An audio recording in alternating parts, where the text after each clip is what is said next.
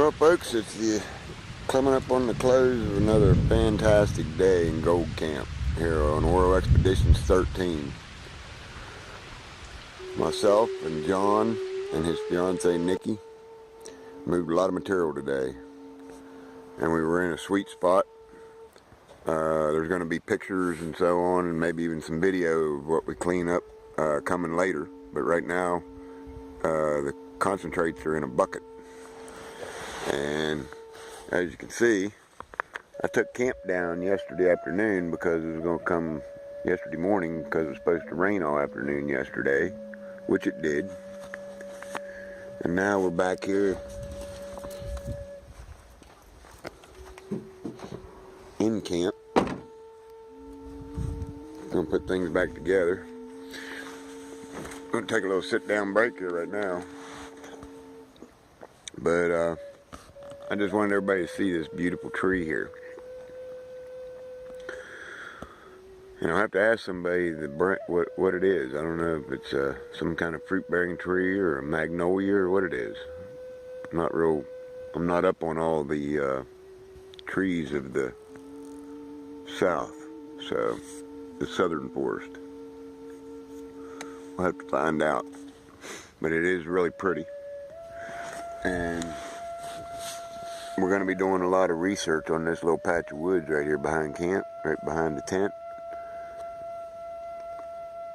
Because the story that I heard, that I need to check out and see if it's true, is that I'm actually camped directly in the middle of a Cherokee graveyard, an Indian burial ground, that is on the Trail of Tears. Now, the one thing that is a fact is, if you see right down past the trees down there, the two big trees that are forked, there's a little small stream running down in there, and it's a valley that runs all the way up through there, kind of bends around, angles around up that way, and then Fort Armistead is that direction about, I was told, about a mile and a quarter. Nobody's allowed around it right now because they're doing archaeological stuff. So we won't be able to see the fort itself, but I've been told a way to get up to where you can get video of the gate. We're going to be checking that out. But just wanted to get a little afternoon, early evening report here. It's Thursday evening. The full moon's happening as we speak. Actually, I think it was supposed to happen, or getting ready to, about 5:30 this afternoon. And it was, come Sunday, it'll be a solid 2 weeks on Expedition 13. And things are progressing along a lot faster than I thought because of the nice people that live here in Coker Creek and in the surrounding neighborhoods, Tellico Plains. And there's hundreds of miles of stream here to dredge. You got the Tellico River, you got a couple of other major rivers. But Bill up here, Bill's Pit Stop, is on top of what they're trying to do as far as the regulations go with gold and prospecting and mining in Tennessee. And according to Bill, he was just at a meeting today, and according to him, we've got about 1.5 years or 2 years before any type of prospecting whatsoever is outlawed completely in Tennessee. And what's really cool, Bill and John and a couple other people are quickly waking up to the power of KDCL media on that front. I've had a lot of things taken away from me by the government in my life, including my 30-year career. And I will fight to the death to be able to go out and collect gold in nature. And I say that here, and I mean it. Gold prospecting, gold mining in a responsible way, to me, is just as important as the right to bear arms. Because it's a way that a person, especially in this crazy day and age, It's a way a person can not only help themselves and support themselves better financially, but also help their community, help, when a person does good financially, everything around them, everybody in towns and county and even the state, it's a trickle-up effect. So it really is par for the course as far as the government trying to take away our right to prospect and mine, because it just it's in line with everything else that they try to do. It's not about protecting the woods and the forest or the animals or anything. It's just about the fact that we're headed as fast as we can towards Agenda 21 and the United Nations. And according to Agenda 21, what I'm doing right here, camping in a national forest, would be against the law. Yeah, against the law. So, there's a lot of battles to be won out here. One of them has to do with being able to freely roam and be on the national forest lands, the lands that we were guaranteed by our government a long time ago. And the other one is to put an end to this insane path that the government's on to outlaw gold mining and gold prospecting. It's just the opposite of what they should be doing. They should be promoting it. They should be telling people, go out and find your own gold, get your money, make yourself more secure. But instead, they're putting up little red posts on roads and saying no people allowed. They're saying things like they do in Virginia, wildlife area, no pedestrians. It's all coming. It's coming around, folks. And if you're one who enjoys the outdoors, regardless of what your activity is, you need to pay attention to KDCL Media, because we're covering it, and it's a lot larger battle than it appears. It affects a lot more people. It affects a lot of people. Anybody who uses our national forests and national parks, anybody who has retail around here in a place like this where tourists come, it's all a trickle. Like I said, it's a trickle down and a trickle up effect. You take away one piece and the whole thing goes away. So I wanted to get this little bit of video made here before I finish setting up camp, to let everybody know that myself and Miss Paula at KDCL Media, along with Candelo and everybody else that's involved with us directly, are all for access to our national parks and forests, and completely against anything that has to do with the United Nations and Agenda 21. More later.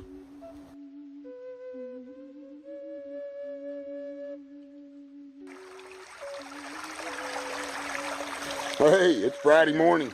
Well, no, it's Friday afternoon. And I'm solo on Coker Creek today. John and Nikki had to work. They're working afternoon, evening. So we're back here where we worked really hard yesterday. Got a lot done.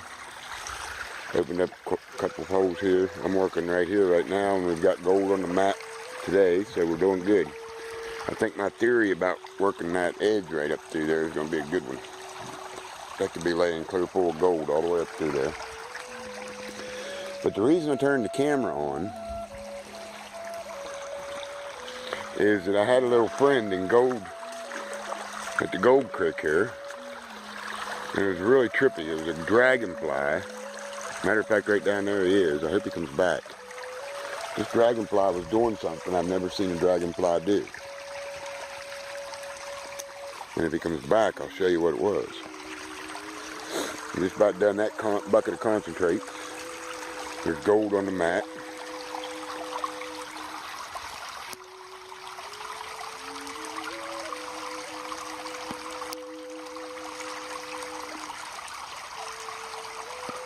But this is my honey hole right here, folks. 2 full days of working here, and there's been a nice little chunk of gold come out of here. You can see part of it on Facebook. I posted it there under Orocast.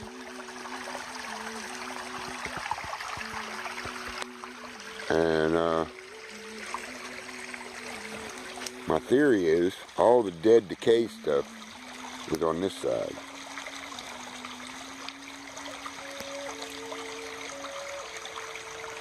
You can see the dead leaves and stuff in the water.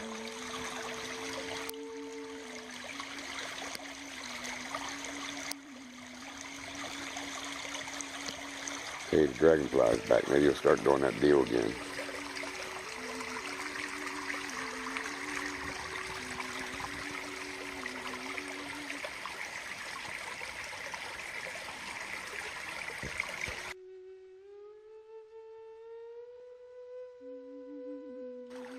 Hey, we're finishing up here on a Friday afternoon on Oro Expedition 13. We're still on this little side branch of Coker Creek. Coker Creek's over that way about 100 yards. And we moved quite a bit of dirt just by ourselves today. Got a fairly good hole there. We run 6 buckets. And we have gold on the map. See if I can get it on camera here while the sun's shining on it. That would be it right there. 24 karat, baby.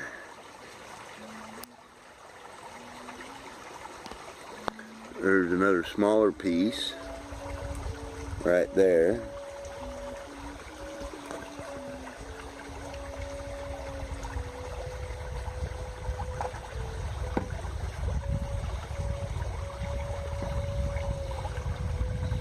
Oh, there's my finger. Gotta use this hand. Let's see if we can get it to show you here. Of course, you can see that one. That one's real easy to see, right there. This one up here is kind of in a water puddle, but you can still see it. He's right there. Over here's another one. He's right there.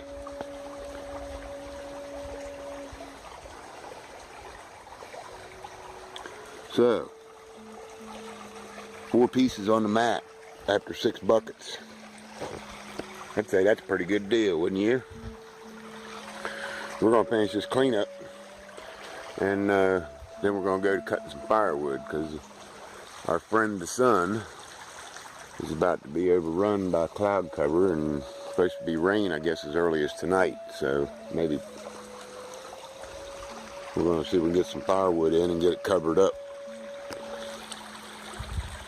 So, more from Coker Creek later.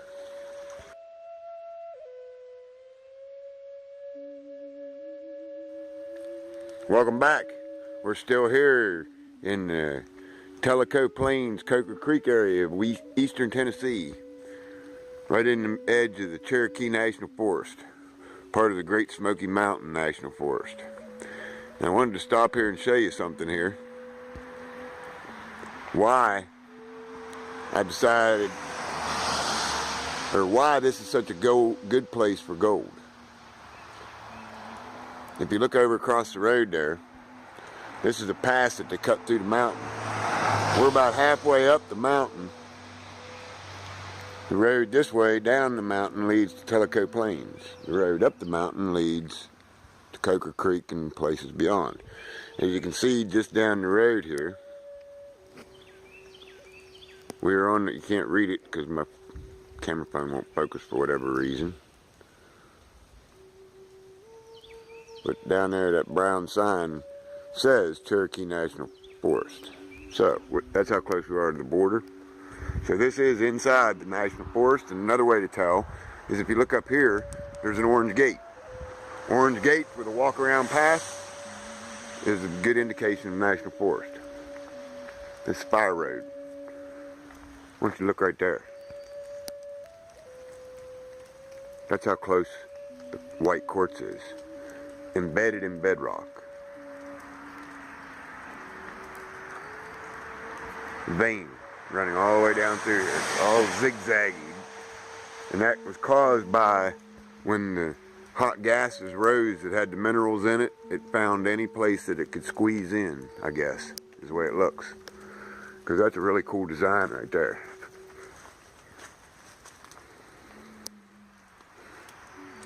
And that's solid white quartz. And chances are good when you have solid white quartz like that, you have a lot of gold. Now I don't know if there's any gold in here, in that solid stuff, but if you look up on the hillside over there, let's see if I can get another good zoom here. That area right up there, that's a totally different layer than the layer below it. It's the cap layer. Stuff that's above. Now you want to see something really cool? Look at that. Look at that white quartz right there. That big chunk right at the edge of the cliff. There's another spot over here like that where there's a hole already dug. Somebody probably rappelled down and dug it. Spider hole is what you call those. And there's even one up in the top layer up there. So I'm inclined to believe there's been more than one person here, or there's been one person digging a lot of holes, and there's gold right here to be had along Route 68, which leads from Tellico Plains to Coker Creek. Halfway up the mountain. This stuff looks incredible. And today's a rainy day. We're not on the creek. We had a little problem this morning we had to take care of, and we ended up in town for half of the day because it's pouring rain down. And but otherwise, it's been a good day to adventure and to walk around, do walkabouts, and check places out, do a little bit of research. Talked to a few people, made a couple new friends this morning. That kind of stuff is just like good research, because the people I'm making friends with are people that have lived here all their lives. They have stories to tell. We're hoping to have some of them on World Expeditions and Then Some Tuesday night. I've got a pretty good idea that we're going to have quite a few people from this area calling in for that show. So the expedition continues. World Expedition 13, brought to you by KDCL Media, the pride of internet radio and video for Deep Creek Lake, Garrett County, Maryland, somewhere between Tellico Plains and Coker Creek, and the world.